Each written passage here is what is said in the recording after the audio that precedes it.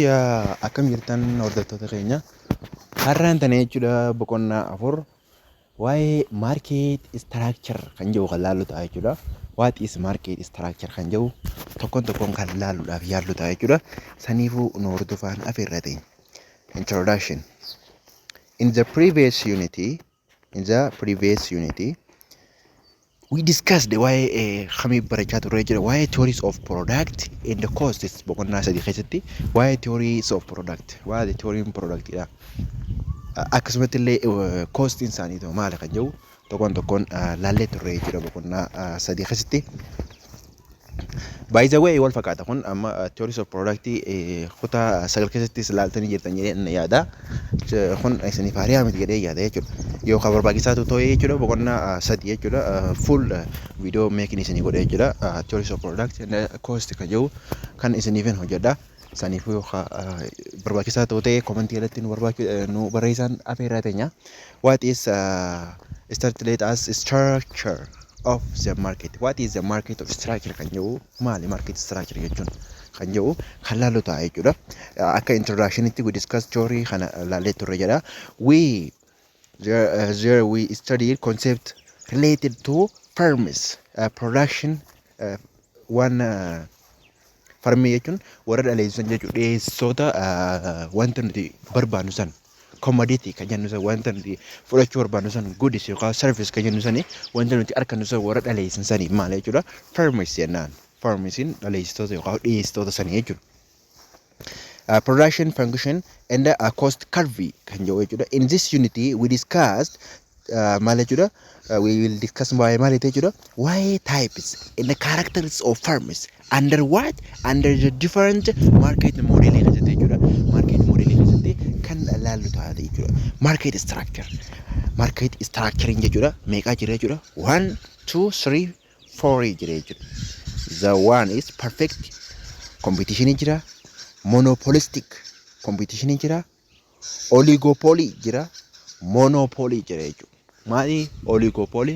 Monopoly no maali? Monopolistic competition no maali? Akkasumatti perfect competition no maali kan jedhu tokkoon kan laallu ta'a jechuudha barattoota keenya. Tokkoon kan laallu ta'a. Saniifuu hordofaan afeerraa teenya jechuudha. In economics, markets are characterized based on competition jechuudha. Competition level and the nature of their market, such as the number of the product, the number of sellers, the number of buyers. Isaan kanarratti jechuudha maal jechuudha isaan kanarratti kan nature on product kan goonu jechuudha kan depend ta'uu ta'a jechuudha itti fufa. The market in which the individual firm operates or sells its product ogaannu goods yookaan service jechuudha. Kana goods fi service isiniif hariyaa miti jedhee yaada. Yoo goods fi service kansa kutaa sagal keessatti jechuudha. Kana ifa godheetiin ture. Garuu ammoo asirraa hubachuudhaaf goods jechuun wanta nuti barbaadnu commodity nuti fudhannu san waan nuti itti fayyadamuu barbaadnu san fakkeenyaaf amma tana akka output wanta fudhannu san fakkeenyaaf amma tana warshaa an tokko uffata oomishanne uffata san jechuudha. Uffata nuti argannu san commodity san maal jechuudha. Wanta qabamuu danda'u yookaan taachabiliidha jechuudha. Waan nuti qabachuu dandeenyu fuunee deemuu dandeenyu jechuudha. Yoo gabinnee booda fudhannee kan deemuu dandeenyu maal jennaan jechuudha. Goods jennaan service jechuun ammoo tajaajila argannu harkaan qabachuu dandeenyu garuu tajaajila argannee jira. Garuu harkaan qabachuu dandeenyu maali fuudhuu hin dandeenyu jechuudha. Garuu tajaajila argannee jira. Akka jisanii maal jennaan service jennaan. Fakkeenyaaf amma tana konkolaataa yaabbannee iddoo tokkotti gaafa sochoonu tajaajila argannee jira. Garuu ammoo tajaajila argannee sana harkaan tuquu yookaan qabachuus fudhachuus hin dandeenyu jechuudha. Walii galee kana jechuun goods service jechuun to consumers jechuun nuyi jechuun warra fayyadamu kana can be categorized broadly into perfect yookaan perfectly competitive kan jennu jechuudha and imperfect market jechuudha.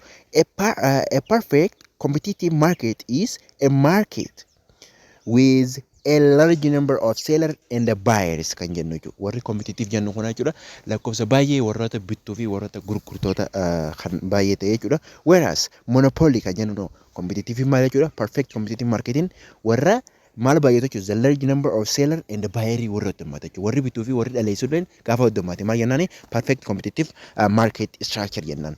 Okay, what is monopoly kan jennu akka monopoly market yookaan monopoly market kan jennu jechuudha.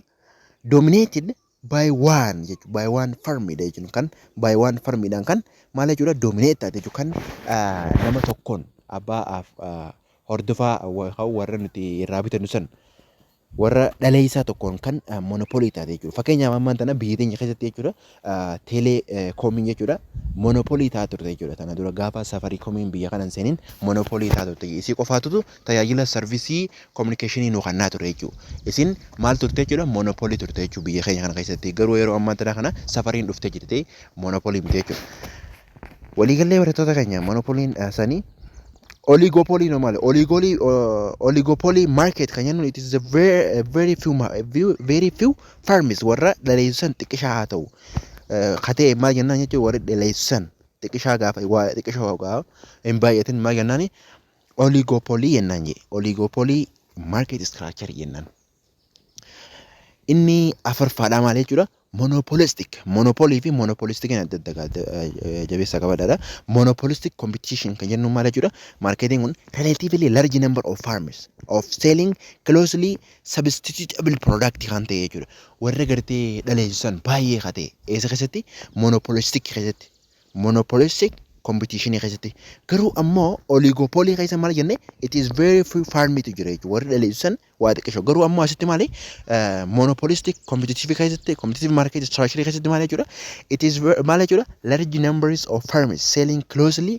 wanni isaan dhaleessan jechuudha gosoota hedduu dhaleessanii garuu akkastee sababa baay'ee dhaleessan jecha substitution qaban jechuudha substitution ogaa jennu fakkeenyaaf ammaan tana warri buna oomishuuf akkasumatti wanni oomishuu jechuudha buna oomishuu fi shaayii oomishuu jechuudha warri amma fakkeenyaaf maamila tokko jira haa jennu warri hojjettoota jechuudha kan buna oomishuu fi kan akkasumatti illee waan shaayiin irraa tolfamtu oomishuu jechuudha yoo shaayiin siqaaloo ta'e maal jechuudha buna bakka buusa yoo bunni siqaalee shaayii bakka buusa jechuudha substitution jechuun maal jechuudha sababa fedhiin nuti isaan sanii qabnu jechuudha waan wal fakkaataa ta'e sababa gatii saniitiin maal jechuudha substitute godhna bakka silaa buna dhugnu shaayii dhuguu jechuudha karaa biraatiin yoo maal ta'e bunni qaalee kun substitution qaban wanni kana substitution qaban kun maal jennaan jechuudha eessatti monopolistic competition market keessatti jechuudha relatively large farmers warri gurguruusan jechuudha heddummachuun isaa jechuudha closely substitutable product jechuudha warri substitutable kan bakka buusuun danda'amu. Okay, walubanne jechuudha waa'ee market structure ilaallee turre jechuudha. Are three common types of imperfect market jechuudha. Warra kamee jechuudha imperfect warra nun warra kana jechuudha warra monopoly, oligopoly fi maal jechuudha monopoly, oligopoly fi monopolistic competitive warra nun kun jechuudha imperfect market jechuudha. Perfect marketing jechuudha kanuma jalqaba ilaallee jechuudha. Perfect competitive marketing when the large numbers of buyers and the sellers gaafa jennu warri bitulleen warri dhaleessulleen gaafa baay'atan jechuudha maal jennaan jechuudha perfect competitive market jennaan warri inni sadeen hafa jechuudha structure inni market structure sadeen hafa monopoly oligopoly akkasumas illee monopolistic competitive kan jennu kun maali imperfect market isaan imperfect market jennaan jechuudha which one of the following is imperfect market ugaje takao perfect market je isni tarreessu danda'a jechuudha. San keessaa ammoo filachuu danda'uu qabdan beekuu danda'uu qabdan jechuudha oligopoly, monopoly fi monopolistic competitive marketing warra imperfect market jennu kana irratti kan ramadaman jechuudha. Okay, objectiviin kana jechuudha.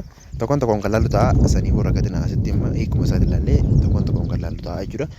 What is monopoly gadi fageenyaan jechuudha. Fakkeenyaa wajjin kan laallu ta'a jechuudha. Saniifuu waan isin rakkisuun qabu barattoota keenya at the end of this unity student will be able to barattoonni keenya kana beekuu danda'u qaba explain characteristics of market structure dha akkasumas illee analyze number of demand in the revenue curves of the firms in each market akkasumas illee make a list of the source of monopoly dha akkasumas illee calculate total akkasumas illee average total calculate godhuu danda'u qabdani akkasumas illee marginal revenue kana calculate godhuu danda'u qabna jechuudha egaa unity afur what is market structure kan jiru kana egaa xumurtan booda kana beekuun dirqama keessanii jechuudha maal godhuudhaaf beekumsa argachuudhaaf qormaataafis akkasumas prepare ta'uudhaaf Okay, barattoota keenya haatti fufnu. The main conceptiin contentiin isa kana jechuudha. Maal of keessaa qaba? Perfectly competitive market, pure monopoly market, monopolistic competitive market, oligopoly market kan jennu jechuudha. Isaanuma afran kana jechuudha unit kana keessa kan laallu. Okay, let us start with 4.1. It said perfectly competitive market kan jennu jechuudha. Perfectly competitive market. What does it mean? What does it mean perfectly competitive market? Akkuma ilaalaa turre, it is perfect when number of the seller and the buyer is large gaafate perfectly competitive market jennaan. At the end of this section 4.1 kan eegatu murtan booda perfectly competitive market kana jechuudha.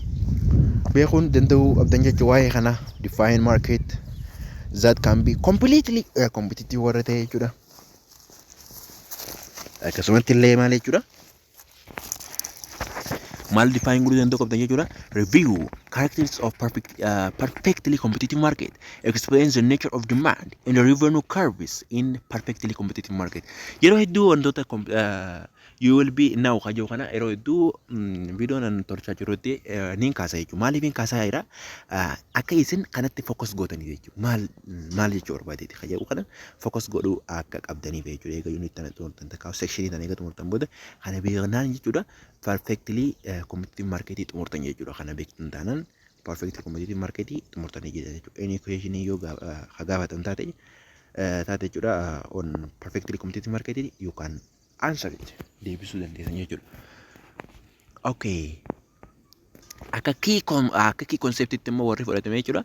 Akka warroota furtuudha jechuudha. Furtuu jechetti kan fudhatame keessaa maal jechuudha? Perfectly competitive market, demand and revenue. What is demand? What is revenue? Kan jiru tokkoon kan laallu ta'a jechuudha. In microeconomics, perfect competition describes a market in which a buyer or a seller has no market powers or where all buyers and the seller are price taker. Price taker is in microeconomic. Economic micro fi macro baratanii tutangana kutaa gadi keessatti akkasumatti boqonnaa tokko keessanii jiran itti fakkaatee waa'ee micro economy fi macro fi micro dha jechuudha. Kun isiniif haaraa miti barattoota keenya. Okay, it is this distinction that is differentiate perfectly competitive market from imperfectly competitive market.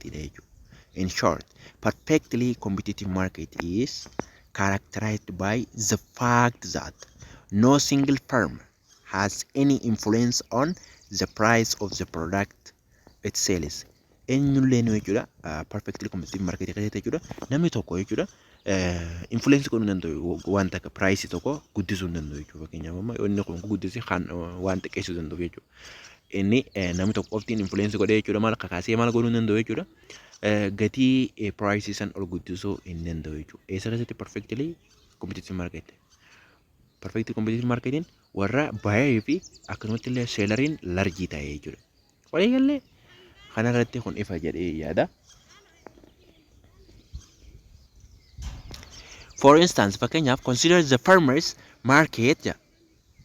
The farmer marketing tokko jechuudha where each seller sells the same types of product gonu such as kanneen akka meezii jechuudha. There is a little differentiation between each of their product. They each sell them at equal price. Garuu hangi wanni isaan keessa jiru jechuudha. Meezii kan inni kana keessa maali? Wanni isaan qaban jechuudha. Hangi isaan achi keessa qabu garaagarummaa wayinii qaban jechuudha. Product isaan irratti isaan maal kan jennu mees kan jennu kun jechuudha. Mees kan jennuun boqqolloon jechuudha. They each sell them maal godhu tokkoon isaanii jechuudha. Equal price garuu gatii wal qixaatti gurguran jechuudha. At the same time yeroo sanitti jechuudha. Yeroo wal fakkaata sanitti the seller and the buyers free to participate in the market without any barrier. Without any barrier. 4.1.1 irratti immoo the characteristics of perfect competition kan laallu ta'a jechuudha. Maali amaloonni perfect competition of market dha. Perfect competition marketing amaloota asii gadi kana qabdi jechuudha. A perfectly competitive market has several distinguished characteristics. The main features include kan of keessaa qaba jechuudha. Warri perfectly competitive market kan jennuun kun amaloonni isaanii isaan kana jechuudha barattoota keenya. The market has large number of buyers and sellers jechuudha. Marketiin san gabaan san warra gurguruu fi warra bitullee baay'ee kan qaban jechuudha. The perfect competitive market is composed maal composed qaba jechuudha of a large number of buyer fi seller of commodity jechuudha. Warra oomishtootaas akkasumatti illee warri oomishame san jechuudha warri bitu baay'ee fi warri dhaleessullee baay'ee kan ta'e perfectly competitive market jechuudha. Maal jechuudha tokko the characteristics of the perfectly competitive market gaafa isin jennu maal jechuudha market has what large number of buyer fi seller gaafa qabaatte jechuudha. Akkasumatti illee homogeneity of product jechuudha. Productiin san nuti oomishnu san jechuudha wal fakkaachuusaa homogeneity ta'uusaa kunis maal jechuudha karakterii perfectly competitive market ta'e jechuudha. Karakterii perfectly competitive market jechuudha. In a selling decision of the single buyer and seller cannot affect the price of the commodity jechuudha. Any single jechuudha namni tokko isaan keessaa individualiin tokko maal jechuudha price isan influence godhuu hin danda'u jechuudha. Iddoo isin danda'u hir'isuus hin danda'u jechuudha. Yoo hir'isee dees waa takka wanni dhiibbaa fidu takka hin jiru jechuudha warra bitaturraas warra gurgururraa. That is the actions of a single seller or buyer cannot influence the market price of the commodity jechuudha. Price isaadha tokkollee nu jijjiiruudhaaf tokkol maal jechuudha affecti tokkollee hin fidu jechuudha. Affecti tokkollee hin fidu jechuudha. Namni tokko lafaa ka'ee jechuudha. Since the firm or buyer is too small in what the relation to the market jechuudha. Walitti dhufeenyi gartee warri dhaleessanii fi warri bitusanii maal jechuudha walitti dhufeenyi isaaniidha. Xiqqaadha jechuudha. Sababa maaliitiif sababa warri dhaleessus baay'ee ta'e warri immoo akkasuma bitulleen baay'ee ta'e jechuudha. Maamila jechuudha kan jennu nama keenya maamila irratti hin dipendentan jechuudha. Kanuma agaran irraa bitatanii ni galan jechuudha. Saniifuu isaan influence kan godhuu danda'u waan akka effektii tokkollee kan hin fiduu jechuudha barattoota keenya. Maali maamilummaan hin jirtu jechuudha. Sababa maaliiti warri dhaleessusanis baay'ee ta'ee fi warri bitulleen baay'ee ta'u maamilummaan jidduu isaanii hin jirtu jechuudha. Namuu kanuma agaree irraa bitatee arra boru kanarraa waan takka bitattee iftaan kabirarraa akkasumatti arra kabirarraa bitattee iftaan tan akkasumatti kabirarraa bitattaa jechuudha. Kun maal jechuudha relationiin isaan jidduu jirtu xiqqaa waan ta'eef eessa keessatti perfectly competitive market irratti warri bitulleen warri dhaleessulleen baay'ee waan ta'eef akkasuma maamila kennuun kun maamilummaan jidduu isaanii hin jirtu jechuudha. Warri bituu fi warri gurguru jidduu maaliif waan baay'ee ta'an isaanii. Homogeneity of product kan jennuun homo jechuun akkuma beektan gaa maal jechuudha homo jechuun the same jechuudha. Yeroo darbee asitti maalni isiniin jee ture jechuudha waa'ee monopolistikidha. Mono jechuun tokko jechuudha karaa biraatiin monopoly kan jennu akka fakkeenyaaf reefu isinii kaasee ture jechuudha.